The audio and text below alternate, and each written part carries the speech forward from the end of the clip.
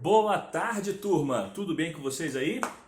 Hoje a gente está fazendo aqui nosso estudo da lição num formato bem diferente, para que você tenha tempo de assistir depois e rever depois e poder responder o quiz da lição, beleza? Espero que vocês gostem desse formato e depois comentem aí, façam seu comentário aí no vídeo do YouTube, para que fique registrado ali que você participou, beleza? Para que eu veja que você estava presente e aí eu possa colocar a sua presença na chamada, beleza? Mas não vale só ir lá, dar um oi e sair do vídeo não, tem que assistir até o final, beleza? Faz seu comentário no final depois aí e tenta responder o quiz, tá bom?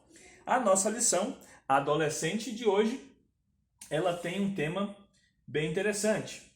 Toda a nossa lição vai falar sobre o amor não correspondido. Mas a lição de hoje ela vai falar sobre o tema os 7 mergulhos. Os 7 mergulhos. Você já lembrou aí de alguma história? Você que estudou a lição, você sabe de que a gente vai falar, né? Mas você lembra de um homem ou de uma pessoa, de uma mulher que teve que tomar 7 banhos ou fazer 7 mergulhos? Você lembra de quem foi? Você está lembrando, né? Exatamente. Quem estudou a lição já sabe que foi Naamã. Mas se você já ouviu essa história, você vai lembrar que Naamã teve que dar 7 mergulhos em que rio? Em que rio? Vai pensando aí que daqui a pouco a gente vai ler junto.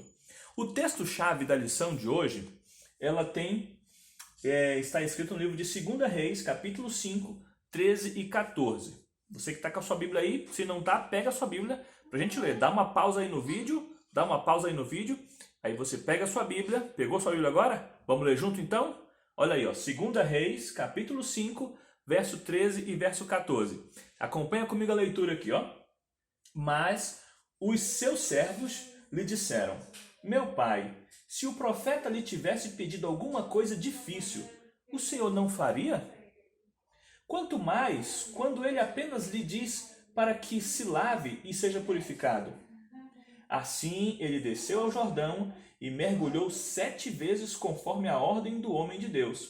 E ele foi purificado e sua pele se tornou ou tornou-se como a de uma criança. Esse é o texto-chave, que fala exatamente do momento em que Naamã teve que decidir dar os 7 mergulhos. Mas antes de a gente continuar com o nosso estudo, eu quero convidar você para a gente fazer uma oração. Feche seus olhos aí e ore comigo. Bondoso Deus e Pai, te agradecemos a oportunidade de estudarmos a lição da Escola Sabatina juntos e nesse momento pedimos que o Teu Espírito Santo nos dê entendimento para que possamos aprender tudo aquilo que essa lição quer nos ensinar, principalmente a sermos humildes e a entregarmos o nosso caminho nas Tuas mãos. Bom Deus, seja conosco agora, em nome de Jesus. Amém. Muito bem, queridos alunos aqui da classe adolescente da Candangolândia. E você que nos assiste aí de todas as partes do Brasil, quero dar um abraço aqui para a nossa querida tia Sônia, que é nossa professora associada, que não está com a gente devido a essa nossa pandemia, esse isolamento, não está tendo oportunidade de estar com a gente. E um abraço para toda a igreja da Candangolândia, para todos vocês, alunos da classe. Compartilhe esse vídeo com seus colegas, beleza? Nação Desbravador, Nação de Lenço, meu abraço para vocês também, o meu feliz sábado.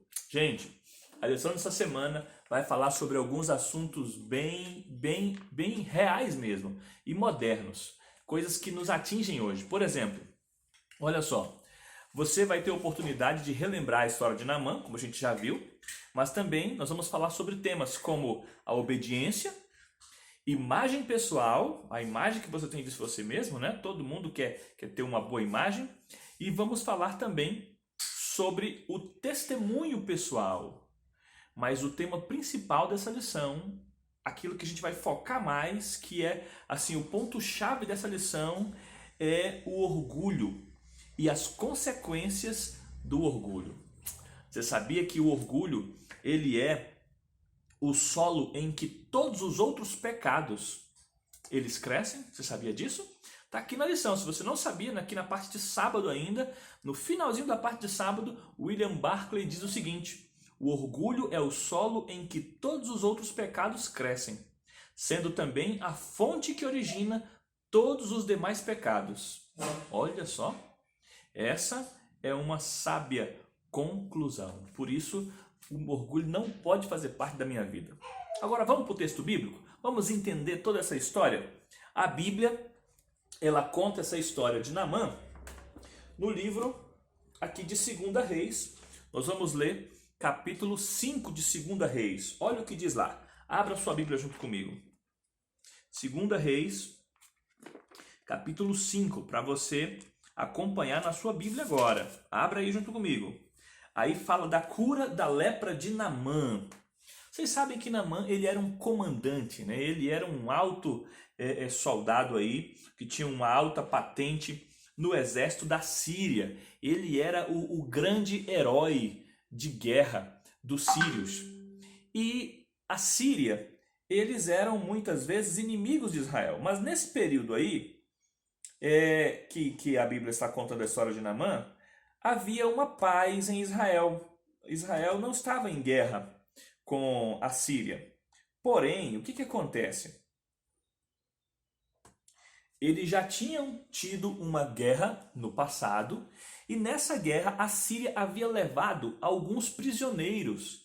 Acontece que um desses prisioneiros era uma garotinha, que a Bíblia não fala o nome dela, nós conhecemos ela como uma menina cativa, e ela foi trabalhar na casa de Naamã, do grande comandante, do grande herói.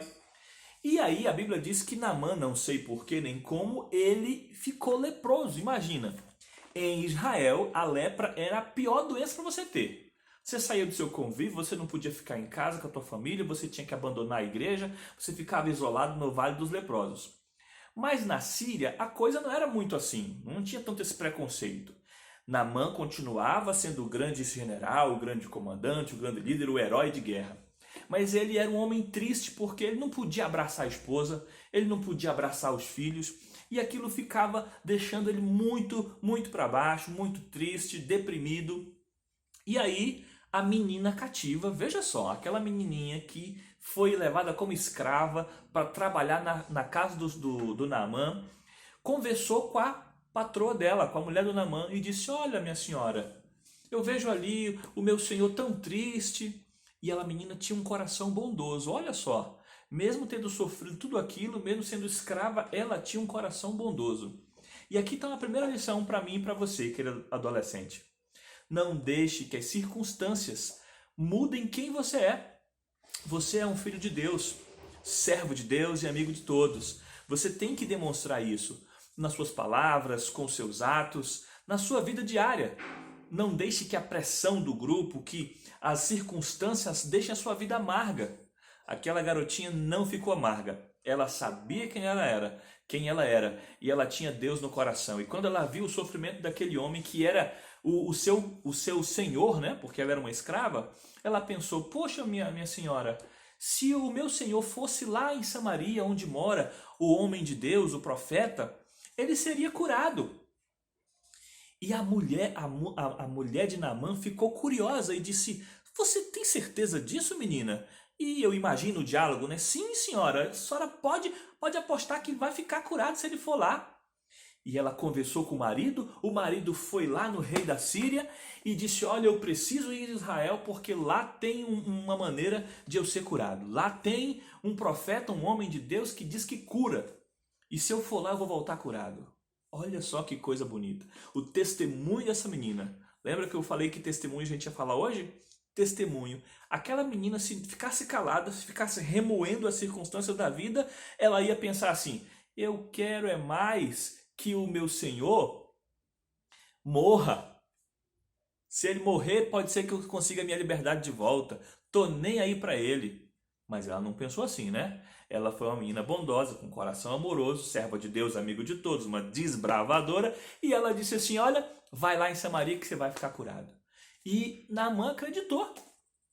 E ele então prepara-se para viajar, mas antes ele pede uma carta do rei da Síria e leva para o rei de Israel. E acontece que quando ele chega lá, acontece algo meio estranho. Olha só, vamos ler? Vamos ler então. Abre aí, capítulo 5. E aí no versículo 5 diz assim: o rei da Síria respondeu ao pedido de Naamã: vá, eu lhe darei uma carta que você entregará ao rei de Israel. Quando Naamã partiu, levando consigo 350 quilos de prata. É muita prata, né? 350 quilos. Isso era para levar de presente para o profeta. Também 72 quilos de ouro. Olha, 72 quilos de ouro. E 10 mudas de roupas finas. A melhor roupa de grife que tinha naquela época. Naamã não foi de mãos vazias. Ele tudo era como se fosse um pagamento, né? Pela bênção que ele queria receber, que era o milagre da cura. E o que acontece então? A Bíblia continua dizendo que quando ele chegou lá e o rei de Israel, olha só, o rei de Israel lê a carta, sabe o que ele faz?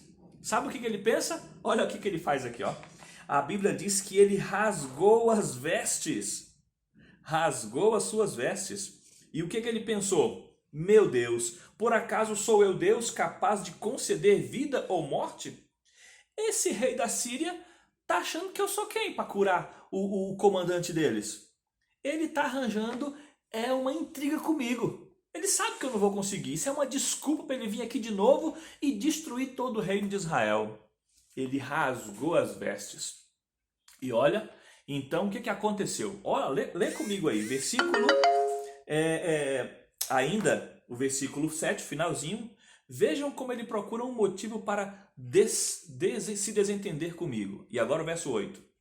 Quando Eliseu, o homem de Deus, soube, olha só, o Naamã nem tinha ido lá com Eliseu ainda, tinha ido lá com o rei de Israel, mas Deus revelou para Eliseu e disse: Eliseu, vai lá, manda alguém lá chamar esse homem, esse comandante. E aí olha só o que Eliseu disse. Quando o homem de Deus soube que o rei de Israel havia rasgado as suas vestes, mandou-lhe esta mensagem: por que você rasgou as suas vestes? Envia esse homem a mim, e ele saberá que existe profeta em Israel.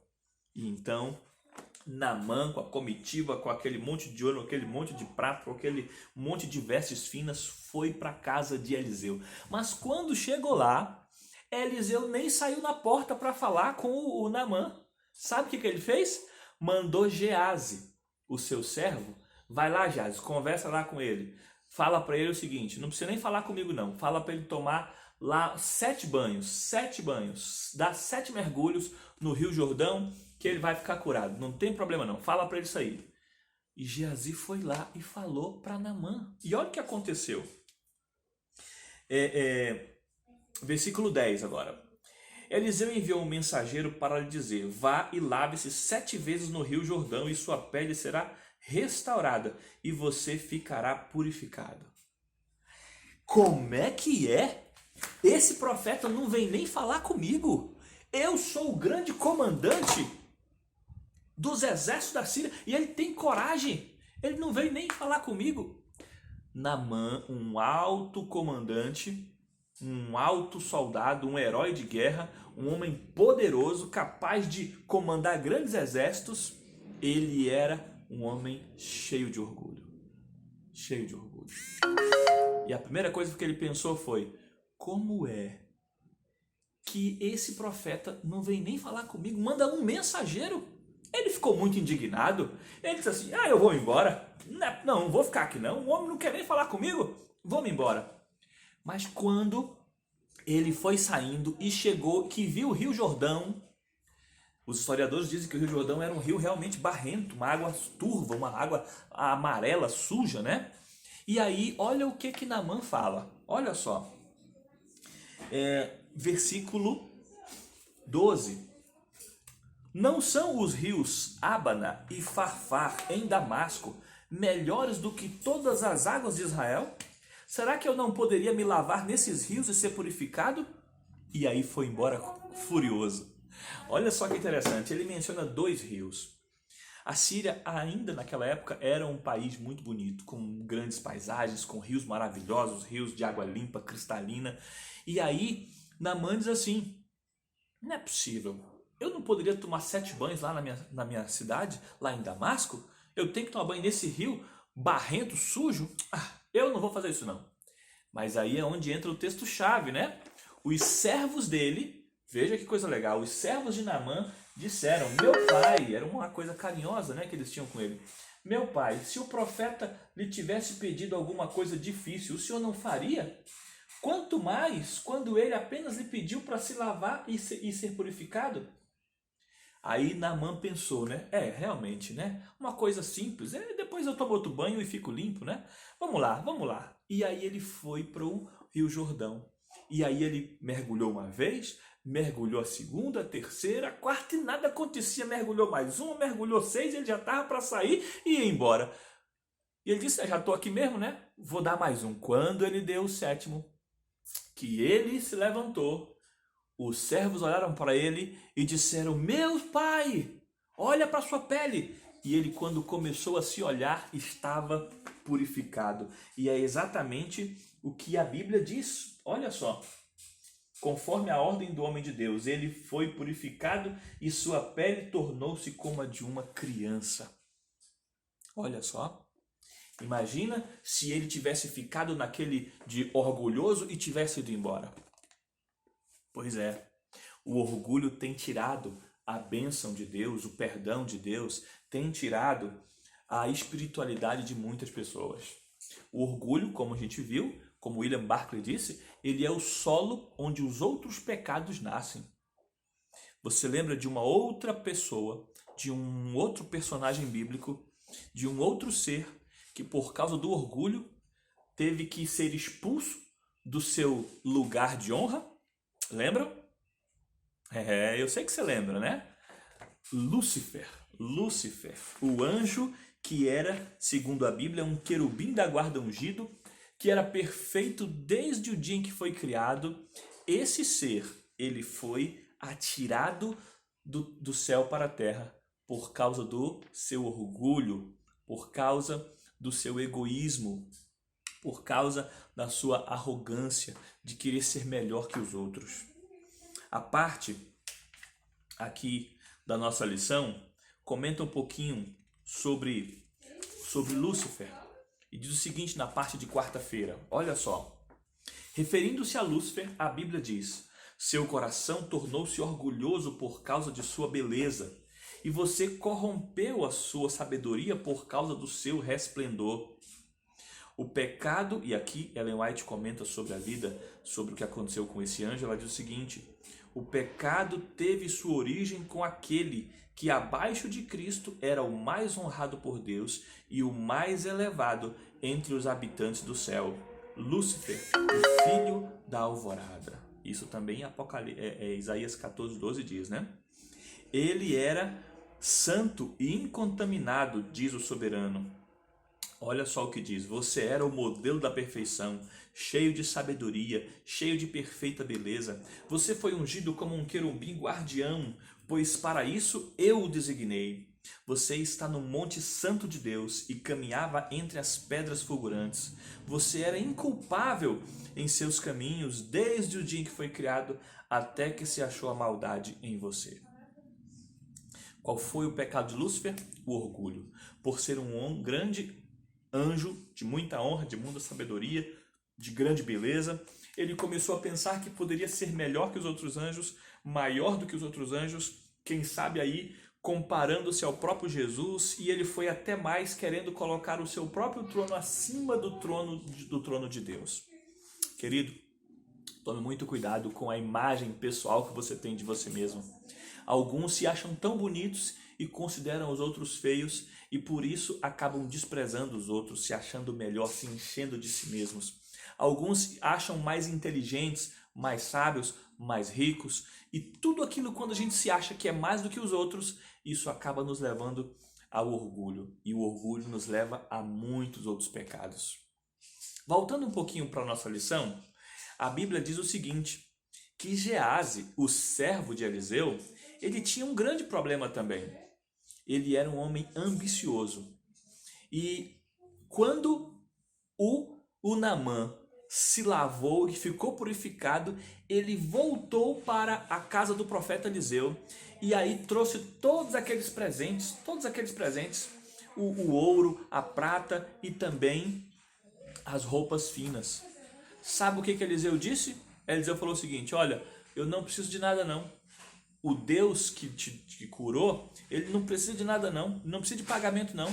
Pode ir embora tranquilo, pode levar suas coisas com você. E Gease ficou ali, coçando a sua mão, coçando a sua boca para falar, não, eu quero, eu quero, eu quero. Mas o profeta disse, Geazi, te cala, fica na tua, deixa ele ir. Mas quando o Naamã já ia muito longe, o Geazi ficou para um lado e para o outro que não se aguentava. Quando o profeta se afastou um pouquinho, o Geazi saiu pela outra porta e foi atrás. E ele foi pensando, como é que eu vou fazer para pegar essa riqueza para mim? Como é que eu vou fazer para pegar uma parte dessa riqueza para mim?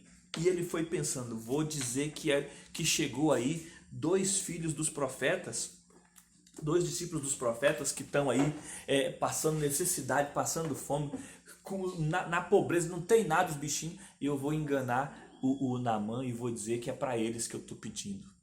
E aí ele encontra Naamã, e olha o que acontece, abra a sua Bíblia aí, quando Naamã, capítulo 5 de 2 Reis, versículo 20, olha só o que diz. Quando Naamã já estava a certa distância, Geazi, servo de Eliseu, o homem de Deus, pensou, meu senhor foi bom demais para Naamã, aquele arameu, não aceitando o que ele ofereceu, e eu juro pelo nome do meu senhor que correrei atrás dele para ver se eu ganho alguma coisa. Olha só. E olha o que aconteceu.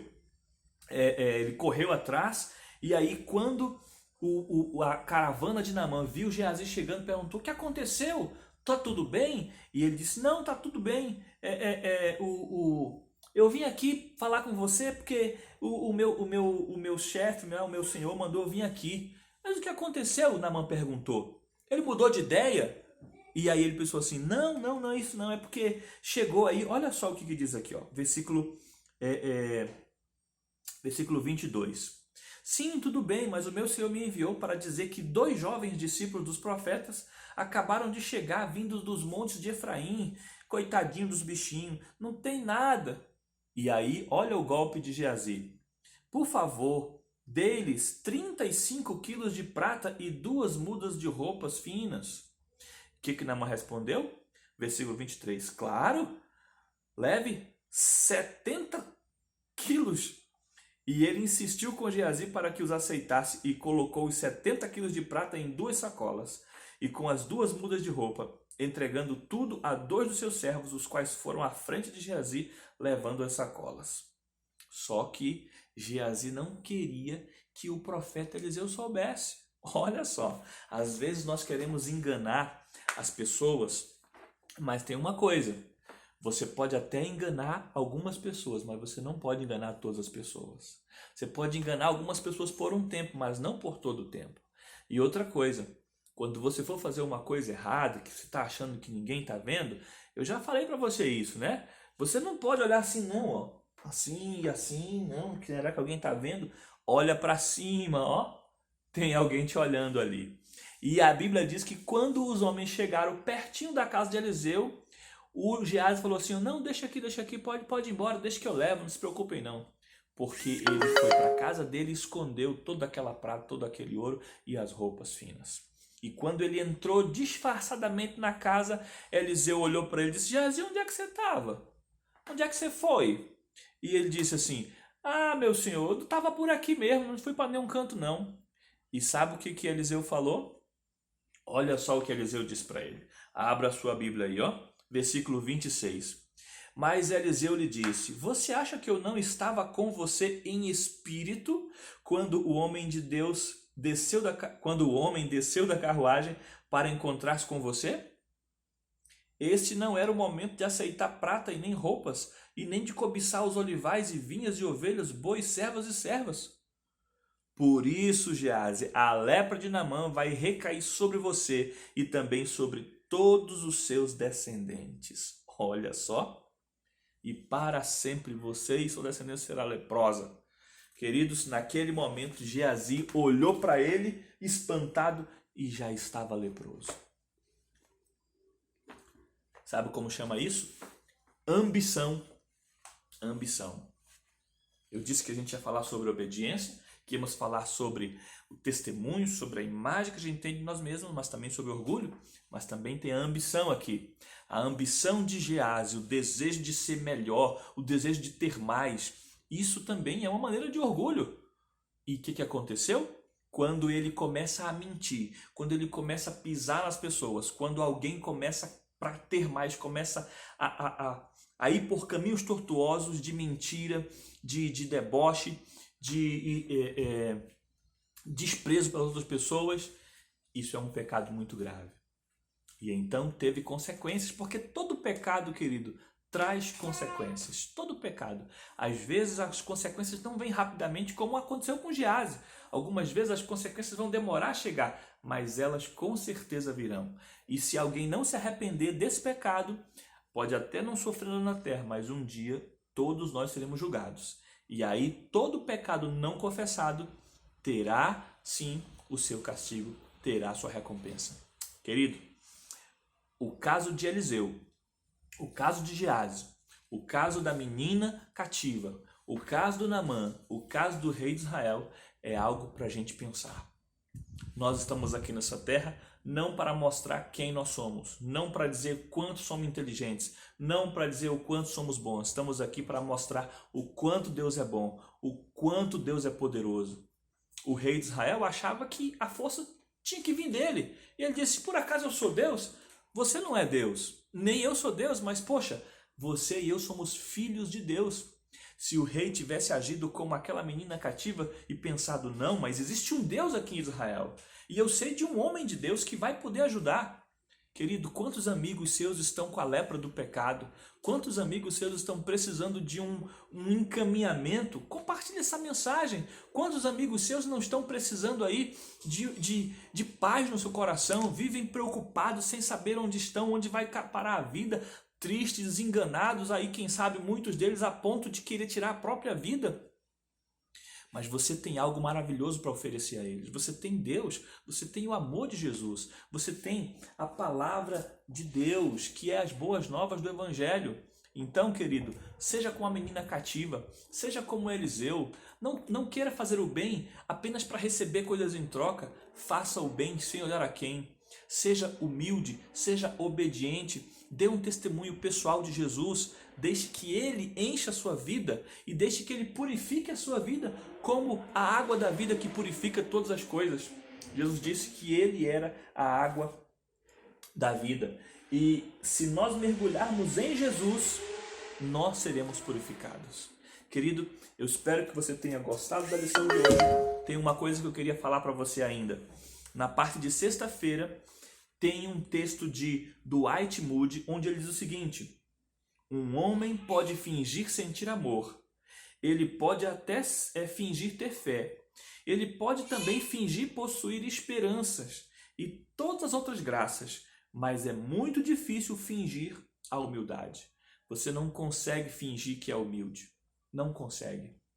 Um dia eu estava ouvindo uma aula de filosofia e eu li sobre um filósofo, né? Ele gostava de andar assim, com roupas rasgadas e tal, para mostrar que ele era humilde, mas na verdade não era humilde.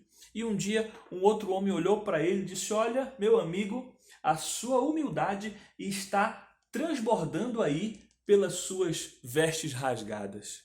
O que ele queria dizer com isso? Ele estava sendo irônico. Às vezes nós tentamos fingir ser humilde, mas um momento a nossa máscara cai. Portanto, não seja orgulhoso, não seja ambicioso, não seja desobediente. Seja humilde, seja amoroso, seja cuidadoso com as pessoas, como foi a menina cativa. Seja como Eliseu, que não desejou nada em troca, mas compartilhe o amor de Deus, compartilhe a bênção que você tem, que é Jesus Cristo. Por isso, a Bíblia diz que o querubim guardião, que era a mais alta patente, Lúcifer, ele caiu e foi expulso do céu, porque ele deixou que o orgulho atrapalhasse o seu momento com Deus. Querido, eu gostaria que você meditasse nessa lição, que você abrisse o seu coração para Jesus, para que a sua vida fosse purificada como foi a vida de Naamã, tá bom? Essa foi a nossa lição de hoje. E eu quero agradecer você que participou comigo, você que estudou a lição. Se você não estudou, você vai estudar agora e daqui a pouco você vai responder o quiz, tá bom? Meu abraço para você, Duda, que sempre está com a gente aí nas nossas salas do Zoom, o André, também a Débora, também a Carol, e um abraço aí para todos os outros, Igor, Douglas, o Bruno, também a Ariane, Maria Paula, Ana Clara. Estou sentindo a falta de vocês, meninas. Vocês não têm participado com a gente aí nas nossas aulas do Zoom. Também um abraço para o Danilo, um abraço para o Luan Cauê, um abraço para o André, lá na casa dele, que está bem longe daqui. Um abraço para o Juan. Juan tem sido sua falta também, viu, Juan? Irmã, fala para o Juan aí acessar essa aula, viu? Deixa eu ver se eu esqueci de mais alguém. Ariane, já falei. Maria Paula, Duda, Carol, Débora, Ana Clara. E deixa eu ver quem mais aqui. Dos meninos, né? O Cauê, o Douglas, o Bruno, o Igor, Danilo, André, João Rafael, também o João Vitor. Um abraço para todos vocês, um feliz sábado, tá bom? Fiquem com Deus.